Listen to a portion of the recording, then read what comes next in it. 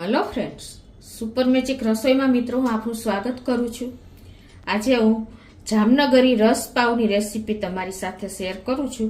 જે તમને ચોક્કસ આ વિડિયો ગમશે મિત્રો, ગમે તો લાઈક કરજો, શેર કરજો અને સબસ્ક્રાઇબ કરવાનું તો ભૂલતા જ નહીં। અને મિત્રો બાજુમાં રહેલું બેલ આઇકનને પણ પ્રેસ કરજો, જેથી કરીને લેટેસ્ટ વિડિયોની માહિતી તમને મળતી રહે। તો એના ઇન્ગ્રેડિયન્ટમાં આપણે જો પહેલા તો પાવ લીધા છે। જામનગરના જે સ્પેશિયલ પાવ હોય છે ને એ અત્યારે આપણી પાસે અવેલેબલ નથી। આપણે જે પાવભાજીના પાવ હોય ને એ લીધા છે અને એની પ્રોસિજર હું તમને આગળ બતાવું છું। પછી આપણે 3 પ્રકારની ચટણી બનાવશું। એમાં ગ્રીન ચટણી માટે આપણે ધાણા ભાજી છે, તીખું મરચું છે, આદુ છે અને આપણે લસણની ચટણી માટે મેં 4 થી 5 મરચાં, લાલ મરચા સૂકાને ગરમ પાણીમાં પલાળી દીધા છે। પછી આપણે લસણ લેશું, મગફળીના દાણા લેશું, ગરમ મસાલો છે, શેકેલા જીરાનો પાવડર છે, સંચર પાવડર છે અને રૂટીન મસાલા લેશું।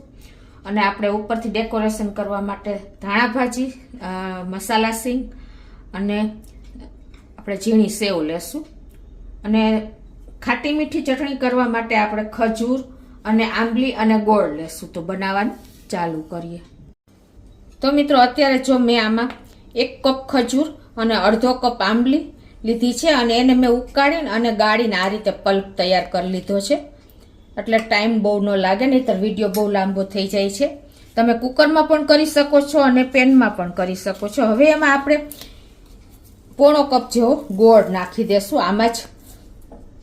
અને આ ચટણી પાતળી જ હોય છે, એટલે એમાં આપણે અત્યારે 1 કપ જેવું પાણી નાખી દેશું અને પછી જોઈ તો નાખશું। તો પોણી ટીસ્પૂન જેવું મીઠું મસાલા કરી લેશું અને 1 ટીસ્પૂન આપણે લાલ મરચું પાવડર, 1 ટીસ્પૂન ધાણા જીરું પાવડર, આમાં આપણે થોડાક ચડિયાતા મસાલા કરવાના છે અને આપણે અડધી ટીસ્પૂન જેવું સંચર અને અડધી ટીસ્પૂન જે શેકેલા જીરાનો પાવડર, આ બધું નાખીને અને આને આપણે એકદમ સરસ ઉકાળી લેશું। ગોળ નાખ્યો છે ને મસાલા સાથે અને 1 ટીસ્પૂન જેવો આપણે ગરમ મસાલો નાખી અને આ બધું જ આપણે, હજી મને થોડુંક થીક લાગે છે એટલે વધારે પાણી નાખું છું। આને આપણે એકદમ બોઇલ કરી લેવાનું છે। ટોટલી આપણે 1.5 કપ જેવું પાણી નાખ્યું છે અને પછી તમને એની કન્સિસ્ટન્સી બતાવું। અને હવે આને આપણે મીડિયમ ફ્લેમ ઉપર ઉકળવા દેશું। હવે આપણી આ ચટણી ઉકળે છે ને ત્યાં આપણે લીલી ચટણી બનાવી લઈએ। એના માટે અત્યારે 1 તીખું લીલું મરચું લઉં છું, 1 ઇંચ આદુનો ટુકડો અને થોડી એવી આપણે 2 ટેબલસ્પૂન જેવી ધાણા ભાજી નાખી દેશું અને એમાં આઈસના ક્યુબ નાખી દેશું 1 થી 2। 1 ટીસ્પૂન જેવો આપણે ધાણા જીરું પાવડર નાખી દેશું અને અડધી ટીસ્પૂન જેવું સંચર પાવડર નાખી દેશું, અડધી ટીસ્પૂન જેવું મીઠું નાખી દેશું અને હવે આમાં આપણે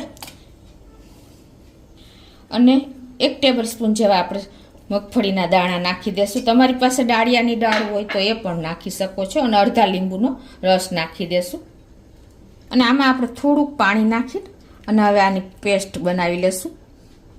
તો આ રીતે જો આપણી ગ્રીન ચટણી પણ તૈયાર થઈ ગઈ છે અને આને પણ આપણે થોડી કાચી જ રાખવાની છે। તો આ રીતે જો આપણે એકદમ પાતળી કન્સિસ્ટન્સી થઈ ગઈ છે અને આ બાજુ આપણે આ ચટણી પણ ઉકળી ગઈ છે ખાટી મીઠી। તો એને પણ આપણે ગેસ બંધ કરીને એક બાઉલમાં કાઢી લેશું। મિત્રો આ કન્સિસ્ટન્સી જો રાખવાની છે, કેમ કે આપણે આમાં પાવના પીસને ડીપ કરવાના છે। તો હવે ગેસ બંધ કરીને એક બોલમાં લઈ લેશું। તો હવે આપણે લસણની ચટણી બનાવશું। એમાં મેં સૂકા લાલ મરચાંને ગરમ પાણીમાં 5 મિનિટ પલાળી દીધા છે। તો એને આપણે આ રીતે લઈ લેશું મિક્સર જારમાં। તો આપણે 7 થી 8 કળી લસણ નાખી દેશું, 1 ટેબલસ્પૂન લાલ મરચું પાવડર નાખી દેશું, 1 ચમચી શેકેલા જીરાનો પાવડર, અડધી ચમચી સંચર પાવડર અને 1/4 ટીસ્પૂન મીઠું નાખી દેશું અને થોડુંક પાણી નાખી અને આને આપણે ક્રશ કરી લેશું। આ ચટણી જેટલી તીખી હશે ને એટલો જ ટેસ્ટ આવશે। તો જો અત્યારે આપણી અધકચરી ચટણી થઈ ગઈ છે। તો હવે એમાં આપણે અડધો કપ પાણી નાખવાનું છે, કેમ કે આ ચટણી થોડીક આપણે ઢીલી કરશું। તો અત્યારે 1/4 કપ નાખીને અને એનું આપણે તૈયાર કરી લેશું। તો આ રીતે જો આપણે ચટણી તૈયાર થઈ ગઈ છે. હવે એને આપણે એક બોલમાં લઈ લેશું. હવે આછી કરવા માટે આપણે જે અડધા કપમાંથી 1/4 નાખ્યું હતું ને થોડુંક વધારે 1/4 નાખી અને એને આપણે મિક્સર જારમાં જ નાખીને ખખડાવીને આમાં પાણી નાખી દેશું ચટણીમાં. તો આ રીતે આપણે મિક્સ કરીને ચેક કરી લેવાનું, કેમ કે આપણે પાણી નાખ્યું છે તો તમારે કાંઈ મીઠું કે સંચર પાવડરની જરૂર હોય ને તો નાખી દેવાનું છે. આપણે આ ચટણી પાતળી એટલા માટે કરીએ છીએ કે આપણે આને પાવ ઉપર સ્પ્રેડ કરવાની છે. જો અંદર નહીં ઉતરે તો પાવનો ટેસ્ટ પણ નહીં આવે. તો આ રીતે આપણી ત્રણેય ચટણી તૈયાર થઈ ગઈ છે. હવે આપણે જે પાવ બનાવવાના છે, જે જામનગરી પાવ હોય છે ને એ મિત્રો એકદમ કડક હોય છે અને એકદમ નાના પીસમાં હોય છે અને ગોટીકલા હોય છે. આપણે અત્યારે પાવભાજીના પાવ છે તો એને આપણે પીસ કરી લેશું આ રીતે, એટલે એ સાઈઝના આપણે નાના નાના પીસ કરી લેશું. તો આ સાઈઝમાં જો આપણે પાવના પીસ કરી લેશું. તો આ રીતે જો આપણે પાવના પીસ કરી લીધા છે. અને હવે આ બાજુ આપણે ગેસ ઓન કરી અને એક પેનમાં આપણે આ રીતે કાઠો મૂકવાનો છે. અને પછી તમારે ઢોકળિયું હોય તો પણ ચાલે, પણ અત્યારે હું આ રીતે તૈયાર કરું છું સેટઅપ. અને એમાં તમારે આવી રીતે કાણાવાળી ડીશ મૂકી દેવાની છે. અને પછી તમારે આ બધા પાવને શેકવા માટે ગોઠવી દેવાના છે.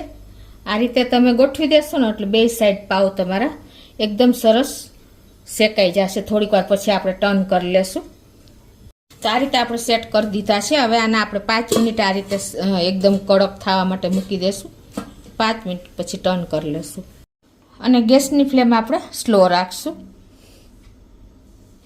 હવે આપણે 5 મિનિટ થઈ ગઈ છે અને જો એક સાઈડ આપણા પાવ પણ કડક થઈ ગયા છે તો એને આપણે આ રીતે પાછા ટર્ન કરી લઈએ એટલે બે સાઈડ સરસ કડક થઈ જાય. આ રીતે આપણે ટર્ન કરીને પાછા 5 મિનિટ આપણે આને થવા દેશું. 5 મિનિટ થઈ ગઈ છે અને જો આપણા પાવ પણ સરસ કડક જ થઈ ગયા હશે. જો એકદમ સરસ આપણા પાવ કડક થઈ ગયા છે તો એને આપણે એક પ્લેટમાં કાઢી લેશું. તો હવે આપણા પાવ પણ જો એકદમ કડક થઈને રેડી છે તો એને આપણે ચટણી આ જે ખજૂર આંબલીની ખાટી મીઠી ચટણી છે ને એમાં ડીપ કરી અને આ રીતે આપણે એને પ્લેટમાં સેટ કરતા જઈશું. તો હવે આપણે જે શેકેલા પાવ છે ને એને આપણે આ રીતે ખાટી મીઠી ચટણીમાં ડીપ કરી અને આ રીતે આપણે એને લેતા જઈશું.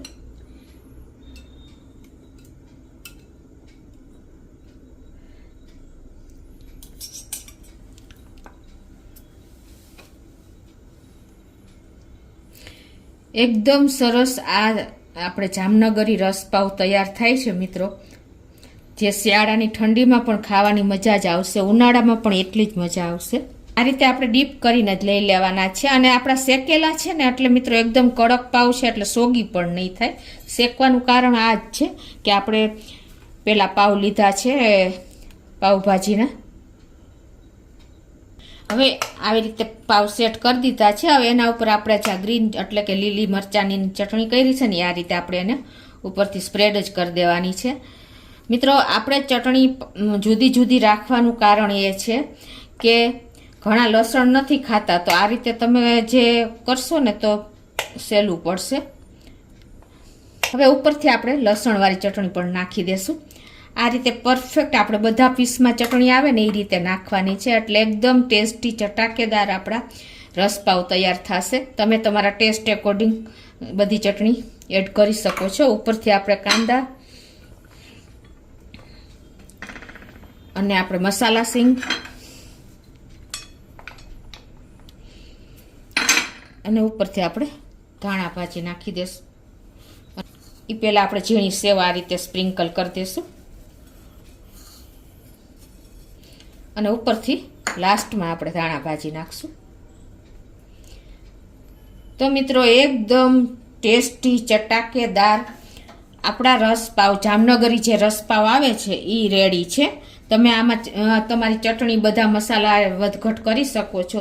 તો જુઓ મિત્રો એકદમ ચટાકેદાર આપણા રસપાવ રેડી છે. જોતાં જ મોઢામાં પાણી આવી જાય ને એવા તૈયાર થયા છે. ખાલી તમારે પ્રિપરેશન આ રીતે ચટણી તૈયાર કરેલી હશે અને પાવ શેકેલા આ રીતે તમે ડબ્બો ભરી લેશો ને તો એની ટાઈમ તમે એન્જોય કરી શકશો. તો તમને ચોક્કસ આ વિડીયો ગમશે. ગમે તો લાઈક કરજો, શેર કરજો અને સબસ્ક્રાઈબ કરવાનું તો ભૂલતા જ નહીં.